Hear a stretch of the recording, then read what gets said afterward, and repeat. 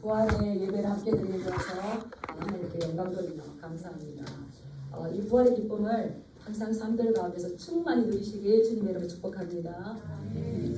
세상 살 때 많은 사람들은 내가 어떻게 살 것인가 여기에 많이 집중하고 몰두하고 어떻게 살 것인가에 많은 시간들을 투자합니다.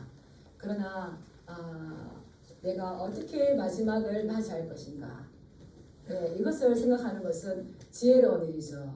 그래서 솔로몬도 지혜로운 자의 마음은 조상집에 있다 이랬는데 마지막을 가신 분들이 이제 그 데이터를 다 내보니까 뭐가 가장 아쉽고 후회되는 일이 뭐가 있는가. 내가 집을 큰 거 못 산 것도 아니고 좋은 자동차를 누린 것도 아니고 재산을 많이 남긴 것도 아니고 첫 번째로 나왔던 것들이 내가 많이 사랑하지 못한 겁니다. 그래서 우리가 어떻게 살 것인가가 있을 때에 내가 나중에 어떻게 우리 인생을 마무리할 것인가를 본다면 지금 내가 하고 있는 일이 내가 그만큼 중요한 일인가 이거를 내가 마지막에 후회할 일인가 내가 지금 손해보는 것 같아도 기뻐할 일인가 이걸 한번 대입시켜 본다면 어떻게 살 것인가가 중요할 것이 아니라 우리 믿는 자들이라면 내가 어떻게 이 땅을 마무리하고 하나님 앞에 설 것인가 조금 더 가까운 정답이 나올 것이라 생각합니다. 우리 예수님의 죽음과 우리 예수님의 부활은 기독교 복음의 핵심이죠. 우리도 교동문에서 읽었지만 우리가 부활이 없다면 우리의 믿음은 헛것이고 부활이 없는데 이렇게 모여서 우리가 예배드린다면 세상에서 이 땅의 소망만 가지고 있다면 가장 불쌍한 자인데 오늘 우리가 가고 싶은 곳 할 일 있지만 크게 투자하지 않고 예배드리러 올 수 있는 건 뭡니까? 우리가 예수님의 부활이 나의 부활이라는 것을 믿기 때문입니다. 믿을 뿐만 아니라 하나님의 나라는 죽어서 하나님의 나라에 가는 것이 아니라 예수님께서 가지고 오신 그 하나님의 나라를 누리는 줄 믿습니다. 이것을 누리셔야 돼요. 그래서 이 예수님께서 오시고 예수님의 탄생, 예수님의 부활은 기독교 역사뿐만 아니라 세계 역사 가운데서도 아주 핵심이죠. 그래서 예수님 탄생 이전과 예수님 탄생 이후 주님의 해 아노 도미니 우리 주님이 오신 해부터 우리가 연도를 쓰는 것처럼 이거는 말할 수 없는 건데 우스갯소리로 그런 말을 하잖아요. B와 D 사이에는 뭐가 있습니까? C가 있어요. B와 D 사이에는 C가 있어요. 태어나고 죽고 하는 사이에는 C가 있는데 이거는 이제 우리의 초이스죠. 초이스. 삶과 죽음 사이에 우리의 선택을 어떻게 하느냐에 따라서 달라집니다. 긍정적이고 믿음의 것을 선택하시 축복합니다. 삶과 죽음 사이에 이 초이스가 있다면 그 초이스를 가지고 무엇을 선택하는가? 그리스도를 선택하셔야죠.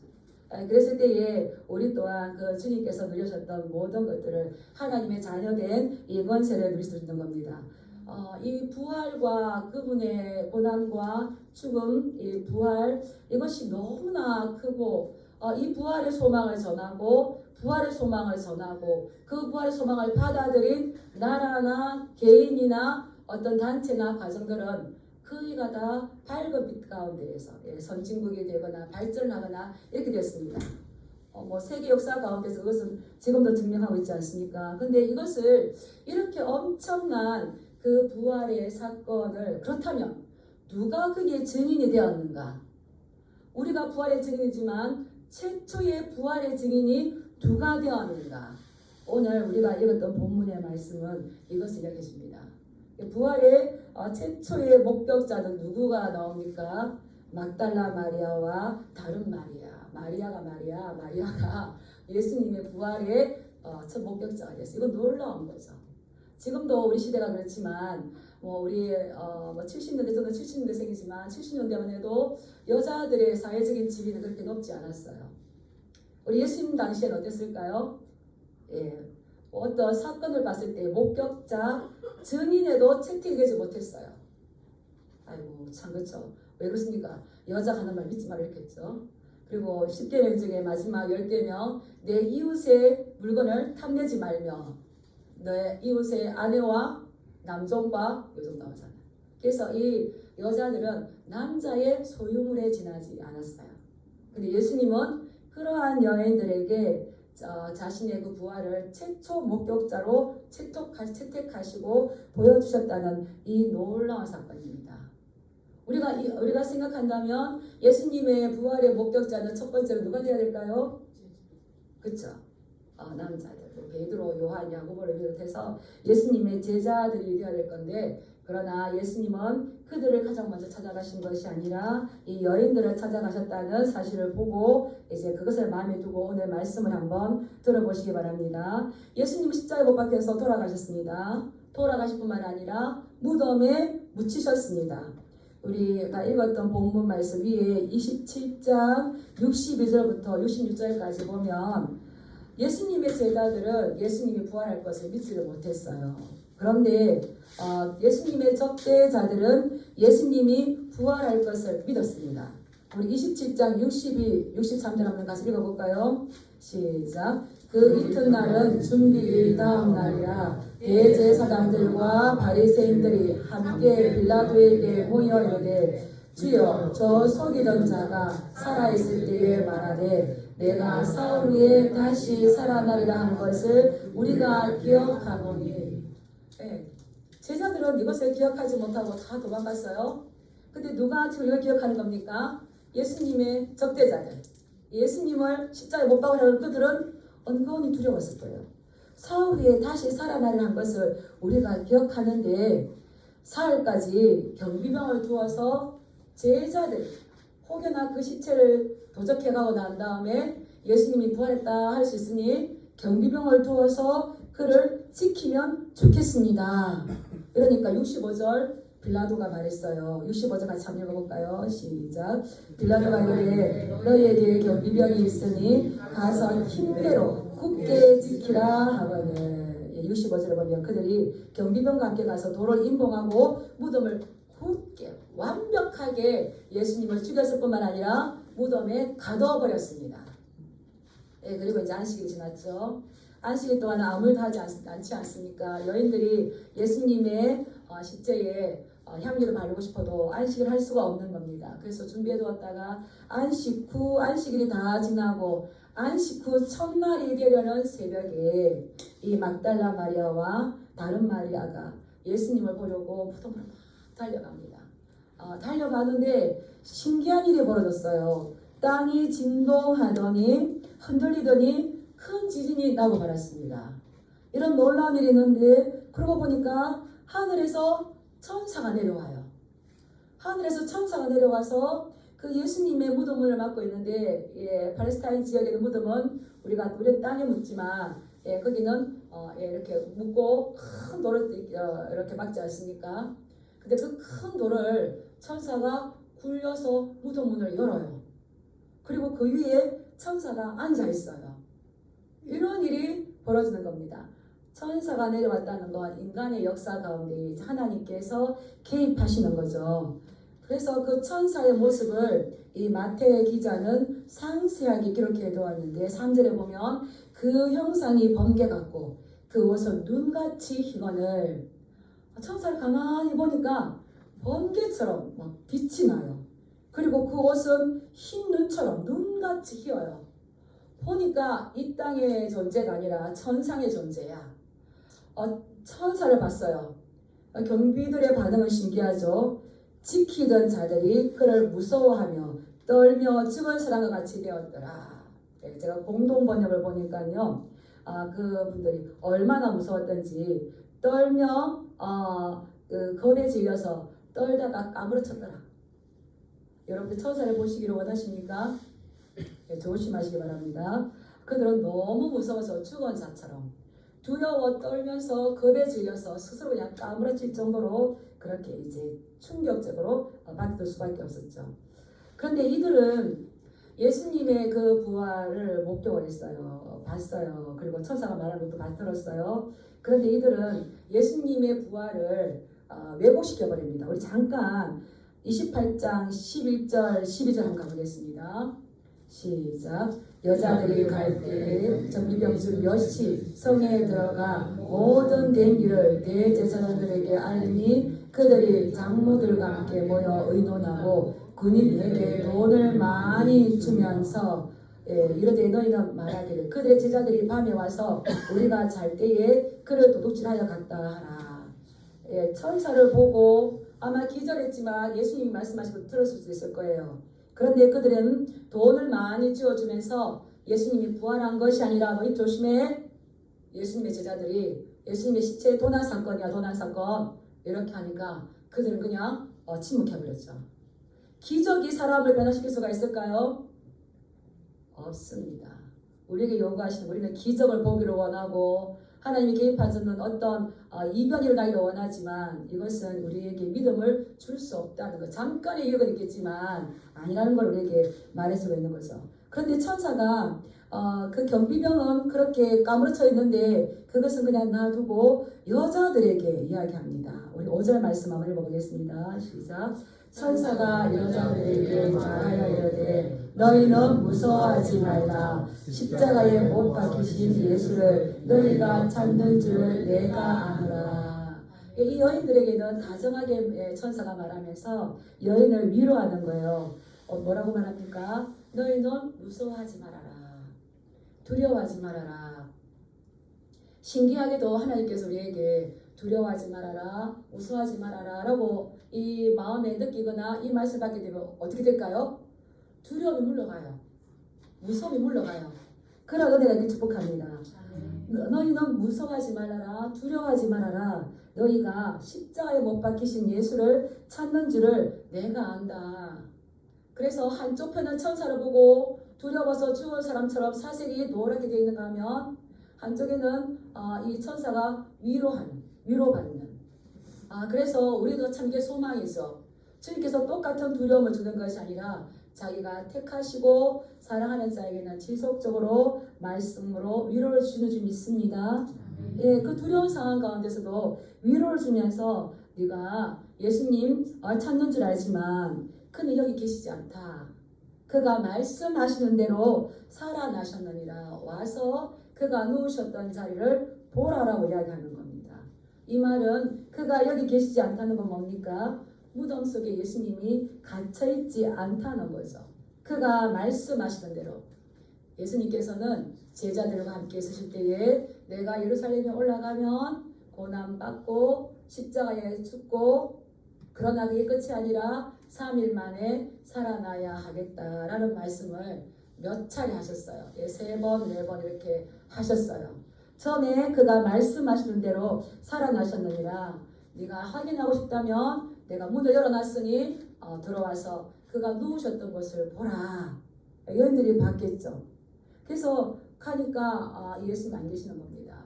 세상의 모든 사람들은 무덤 있죠. 죽었다는 증거가 있습니다. 세상의 모든 종교 지도자들 위대할수록 화려하게 아주 멋지게 무덤을 장식하지만 우리 예수님은 무덤이 없습니다. 이 말은 부활이 진실이라는 거죠. 사망을 이기시고 다시 살아나시고 무덤이 없다는 건 예수님만이 참 신이라는 것을 우리에게 말씀해주고 있는 겁니다. 우리의 소망은 뭐겠습니까? 우리도 생명의 주 예수 다시 살아나신 이것이 우리의 소망이 되는데 우리의 소망, 우리의 가장 큰 위로도 다른 어떤 것이 되어서는 안 돼요. 우리의 소망도 예수님과 함께 부활해서 이 땅에 예수님께서 오실 때에 새하늘과 새 땅에서 새로운 몸으로 영원토록 주님과 함께 기쁨을 누릴 것이 우리의 온전한 소망이 되어야 될 줄 믿습니다. 그래서 그가 누우셨던 곳으로 와서 봐라. 천사가 예수님의 부활은 확실한 거라는 것을 이야기해 줍니다. 그리고 이 천사는 여인들에게 새로운 사명을 줍니다. 너는 빨리 가서 그의 제자들에게 가서 죽은 자 가운데서 살아나셨다. 예수님께서 부활하셨대를 제자들에게 알려주라는 겁니다. 12제자뿐만 아니라 500여성도까지 다 있겠죠.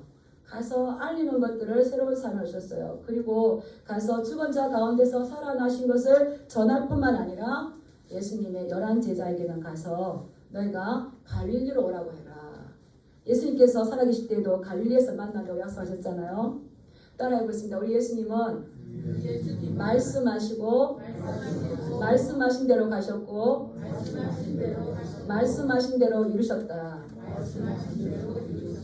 예, 그래서 예수님이 뭐라고 말씀하시는지를 자세히 봐야 돼요. 그래서 그냥 살아나셔서 그냥 홀로 계신 것이 아니라 부활하시고 난 다음에 지속적으로 뭘 하셨을까요? 만나셨어요. 만나셨어요. 여러분도 부활하신 예수님을 만나셨습니까? 네, 만나셨어요. 가서 내가 갈릴리에서 너희들을 만날 것이라고 가서 이야기해라. 그렇다면 너희도 갈릴리로 와라. 이렇게 지금 그 명령을 주는 겁니다. 이 여인들이 너무나 무서운 광경과 지금 다시 예수님께서 부활하셨다는, 우리가 너무너무 사랑하는 분이 계시다면 그분이 이 땅을 떠난다면 너무 큰 슬픔이죠. 그런데 그 슬픔으로 끝나지 않고 그분이 말씀하신 대로 지금 살아서 같이 이 땅에 공유하고 있대. 얼마나 큰 힘이겠습니까? 그러니까 이 여인들의 무서움은 큰 기쁨으로 바뀌었어요. 우리가 살면서 여러 가지 어려움들을 당합니다. 말할 수 없는 일들이 있습니다. 크기에 우리가 많이 무서워하고 두려워하고 조급해하지만 우리는 예수님께서 사망 권세를 깨고 그가 말씀하신 분대로 지금 살아계시다. 이 말을 들었을 때에 여인들의 무서움은 큰 기쁨으로 바뀌었던 것처럼 우리도 비포와 애프터가 확실하게 바뀌는 우리가 되길 축복합니다. 이 여인들은 우리 8절 한번 같이 읽어볼까요? 시작. 그 여자들이 무서움과 큰 기쁨으로 빨리 무덤을 떠나 제자들에게 알리려고 다름질할세. 이 무서움이 큰 기쁨으로 바뀌어서 이제 이 제자들에게 이 부활의 기쁜 소식을 전하기 위해서 빨리 기쁨으로 얼마나 기뻤던지 여인들이 다름질한다고 달리기를 하면서 막 갔다 그랬어요. 그 다름질에 갈 때에 이 놀라운 일이 벌어지는 거죠. 우리 9절 말씀 보면은 예수님께서 그들을 만나 이르시되, 저기 산 사람이 걸어오시는 겁니다. 부활하신 예수님께서 걸어오시는 겁니다. 걸어오시면서 하시는 말씀이 평안하냐 말씀하셨어요. 예수님 우리에게 주시고자 하는 것은 세상이 줄 수 없는 평안함입니다. 평안하뇨 평안하라. 마귀는 우리에게 뭘 주기를 원할까요? 다툼과 시기와 분쟁을 주기를 원하죠. 예수님은 그러나 평안하뇨. 두려워서 문을 잠그고 있는 제자들에게 찾아오셔서 예수님께서 서서 뭐라고 하셨습니까? 평안하냐. 항상 평안하시길 축복합니다. 평안하냐 하시거늘 여인들이 달려가서 그 예수님께 가서 예수님을 붙잡고 경배를 하죠. 이 여인들은 천사들의 말을 듣는 것만 해도 아주 기뻤을 것입니다. 그런데 뜻밖에도 부활하신 예수님을 만났을 때에 이들의 기쁨은 더 배가 됐겠죠. 예수님은 이 여인들을 만나셨을 때 어떻게 만나셨을까? 어떤 모습으로 만나셨을까? 잠시 한번 묵상해 봤어요. 여인들은 불쌍한 예수님, 그 고난 받으시고 죽임 당하시고 무덤에 들어가신 그 예수님을 안됐고 안쓰러운 마음으로 훌쩍훌쩍 울면서 예수님의 무덤에 갔을 것인데, 그 여인들이 예수님을 사랑하는 그 모습을 보고 우리 예수님은 미소를 지으시면서 그 여인들을 찾아오지 아니하실까? 그래서 평안하여 기뻐하라 이 말이에요. 내가 죽었지만 다시 살아났다. 너희들은 기뻐해라 이 말인 거죠. 이 여인들은 예수님의 부활을 의심했을까요? 의심하지 않았을까요? 도마는 의심했습니다. 제자들도 많이 의심했습니다. 내가 보지 않고도 믿지 않겠다 이랬는데 이 여인들은 그냥 믿었어요. 믿고 어떻게 했습니까? 예수님의 몸을 만졌어요. 예수님을 보고 예수님을 손으로 만지는 이 기쁨을 가진 거죠. 발을 붙잡고 경배했다는 거는 예배했다는 거예요. 그분을 높여드렸다는 거예요. 근데 저는 이 여인들이 어떠한 여인인지를 한번 여러분들에게 같이 나누고 싶어 합니다. 예수님의 부활을 보고 손으로 만지고 어떤 다른 제자들이 아니라 이 여인들에게 이러한 특별한 뭐든지 최초가 중요하잖아요. 뭐 따라하는 거 누구나 하지. 최초 누가 하느냐. 이게 중요한데 이 최초 이들에게 보여줬던 거는 예수님께서 자기를 사랑하는 사람들을 찾아다니셔요.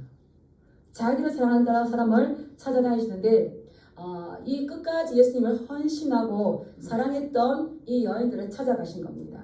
우리 마태복음 27장 55절 56절 한번 넘어가겠습니다. 앞에 있으니까 마태복음 27장 55, 56절.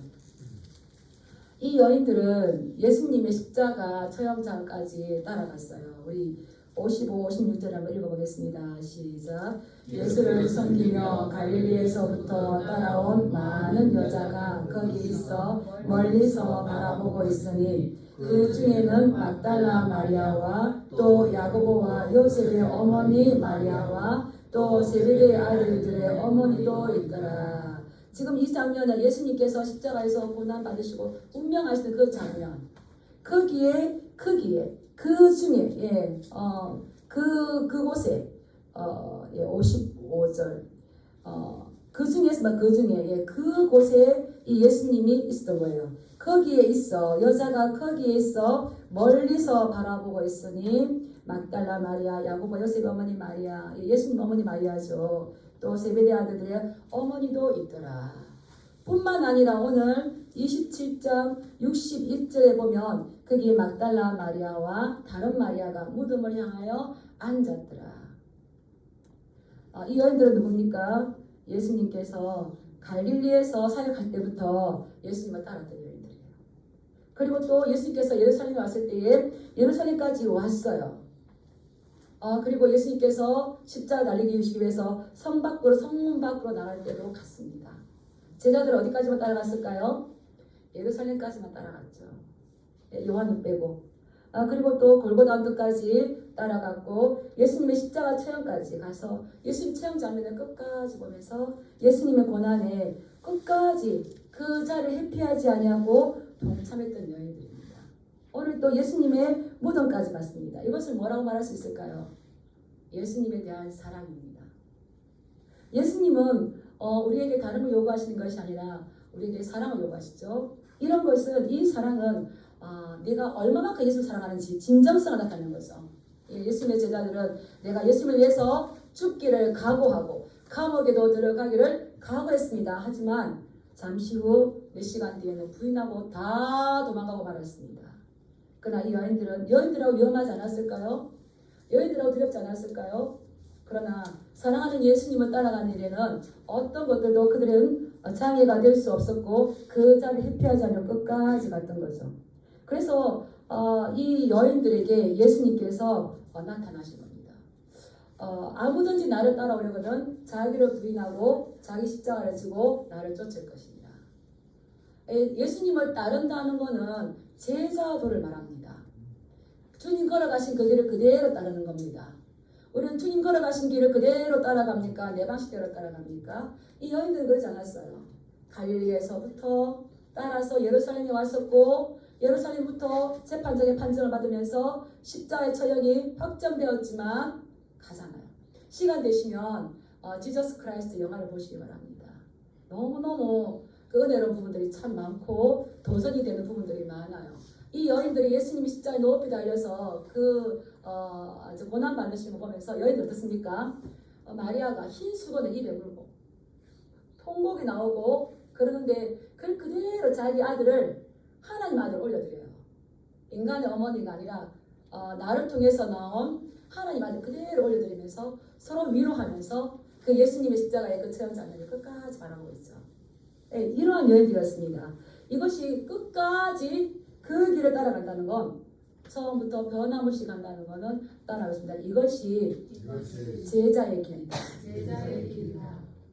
우리가 주님을 어디까지 따라가시겠습니까? 그래서 그 여인들의 예수님에 대한 이 사랑을 알기 때문에 예수님께서는 그들에게 사랑을 나타내 보이시면서 그들을 가장 먼저 부활하신 후 가장 먼저 그들에게 이렇게 나타내 보이셨던 거예요. 우리가 다른 많은 것들로 예수님을 섬길 수가 있습니다. 그런데 우리 마음의 중심에 놓치지 말아야 될 건 뭘까요? 사랑인 거예요. 이것은 예수님만 원하는 것이 아니라 구약에서부터 지속적으로 해요. 우리가 잘 아는 신명기 6장 5절 말씀에서는 너는 마음을 다하고 뜻을 다하고 힘을 다하여 내 하나님 여호와를 사랑하라. 너는 여호와를 사랑하여 그의 계명을 지키고 중간중간 나오는 말씀. 계명을 지키는 것은 왜 지키는 겁니까? 여호와를 사랑하여 그의 계명을 지키고 너는 마음을 다하고 뜻을 다하고 힘을 다하여 할 수가 있습니까? 할 수가 없죠. 쉽지 않죠. 그런데 우리는 어떻게 되겠습니까? 내 자신을 부인하고 예수님의 십자가를 지고 나의 십자가를 지고 그분을 따라갈 때에 우리의 사랑이 예수님께서 확정해 주시고 인정해 주시고 그들을 특별하게 가장 먼저 만나 주시는 줄 믿습니다. 예, 마태의 기록의 특징을 보면 사람의 이름을 잘 기록하지 않아요. 우리 지난번에 들었던 향유를 부은 여인의 이름도 기록하지 않았습니다. 마태는 예수님과 복음 외에 다른 어떤 것이 부각되는 것을 아주 절제했어요. 그래서 사람 이름을 기록하지 않았는데 오늘 27장에 보니까 막달라 마리아와 야고보 요셉의 어머니 마리아와 또 세베대의 아들들의 어머니 마리아 이렇게 기록해놨어요. 아주 놀랍죠. 왜 기록했을까요? 예수님의 부활을 생생하게 증언할 증언자들이라는 거죠. 그래서 그들 이름을 기록하고 그들을 누가 만나줬는지를 분명히 말했는데 우리는 그리스도의 고난의 증인일 뿐만 아니라 우리 또한 이러한 예수 그리스도의 부활의 증인이 되어서 우리가 할 거 뭐겠습니까? 이거를 또 이제 전해주는 거죠. 이 여인들을 특별하게 만난 거. 그래서 세계 역사는 남자분들에서 내려가는 것처럼 보이지만 우리 여성분도 한번 따라해 보시기 바랍니다. 예수님께서 여자의 지위도 확보해 주셨다. 힘이 없으니까 못 따라가고 여자니까 못 따라가는 전혀 아니에요. 구약에서 보면 아주 드러나게 했던 분은 드보라도 그렇고 한나도 그렇고 룻도 그렇고 우리 전상호 집사님이 까딱까딱 하시는데 그래서 자신들의 아내를 소중하게 여기시기 바랍니다. 교회에서 여성들의 발언들을 소중하게 여기셔야 돼요. 끝까지 따라갔잖아요. 그리고 예수님께서 또 이제 이게 세계 역사에도 가장 큰 영향력을 미쳤는데 아마 예수님의 부활 사건이 조작되었다면 그때 당시 기록될 당시에 어떤 사회적인 조건으로 한다면 이 예수님의 부활이 정말이야라고 만들어낸 이야기라면 최초의 목격자를 누구로 만들어야 되겠습니까? 남자로 만들어야 되죠. 남자로 만들어야 되죠. 근데 예수님의 부활은 사실이기 때문에 팩트이기 때문에 여인들을 기록해 줬다는 겁니다. 그리고 그 복음은 사실이기 때문에 지금까지 우리에게 내려오고 있는 거죠. 그러니까 예수님께서 다시 또 여인들에게 또 사명을 주십니다. 우리 10절 말씀 한번 읽어볼까요? 시작. 이에 예수께서 이르시되 무서워하지 말라. 가서 내 형제들에게 갈릴리로 가라 하라. 거기서 나를 보리라 하시니라. 예, 아멘. 예수님께서 그들에게도 무서워하지 말라 하시면서 내 형제들에게. 예수님은 제자들을 뭐라고 말씀하십니까? 형제. 근데 제자들은 예수님을 지금 어떻게 했습니까? 배신하고 다 숨어 있어요. 근데 그들이 떠나간 그들이지만 예수님께서는 그들을 형제라고 부르시는 거예요. 부활의 공동체는 우리 모두가 예수님 나라의 하나님 나라의 가족, 하나님 나라의 형제인 줄 믿습니다. 우리 옆 사람하고 인사하시기 바랍니다. 당신은 나의 형제입니다. 어머니 보고 하셔야 돼요. 자매입니다. 우리가 천국에 가면 그냥 형제 자매만 있는 거예요. 그래서 히브리서 2장 10절에 보면 형제 기독론이 나온다 그랬잖아요. 예수님께서 우리와 예수님이 한 권원에서 나신 걸 알고 예수님도 하나님부터 났어요. 우리도 누구로부터 왔을까요? 하나님부터 왔어요. 예수님께서 겸손하게 우리 예수님과 우리가 한 권원에서 난 줄 알고 우리를 형제로 부르기를 부끄러워하지 않으셨대요. 예수님은 나를 형제로 부르셨어요. 나를 자매로 불러주셨어요. 예수님이 우리를 형제로 부르셨다면 우리는 하나님 사랑과 내 이웃을 내 몸과 같이 사랑하라. 따라해 보세요. 이중계명 사랑. 한 계명만 받은 것이 아니라 하나님 사랑, 이웃 사랑. 첫 번째가 하나님 사랑뿐만 아니라 그 두 번째, 둘째가 아니고 그 다음도 똑같이 하나님 사랑하시는 사람분들은 형제를 사랑해야 될 줄 믿습니다. 이것이 좀 어려운 말이지만 이중계명 사랑. 둘 다 지켜야 되는 거죠. 예수님은 우리 형제들과 현약하고 소외되고 힘이 없는 것 같지만 그들과 예수님은 자기 자신을 동일시했어요. 하나로 만들었어요. 그래서 예수님은 이제 혈육이 아니라 내 아버지의 뜻대로 행하는 자들이 내 형제요 자매라고 했어요. 그래서 6월절 만찬 때에 제자들의 발을 씻기시면서 새로운 가족 공동체를 만드신 거죠. 그리고 그들에게 아버지 나라에서 좋은 것을 함께 나누실 것입니다. 그렇다면 우리 어떻게 될까요? 예수님께서 자기와 동일시했던 그 형제, 그 자매를 사랑하는 것이 우리의 목적입니다. 예수님은 이 제자를 통하여서 28장 가장 중요한 게 너희는 모든 족속으로 제자를 삼아 이렇게 나오잖아요. 제자를 삼고 제자를 낳고 할 것인데 그렇게 제자 삼을 때에 네가 얼마나 사랑했느냐가 심판의 기준이라는 것을 이미 말씀하셨어요. 어디서 말씀하셨을까요? 마태복음 25장 40절에서.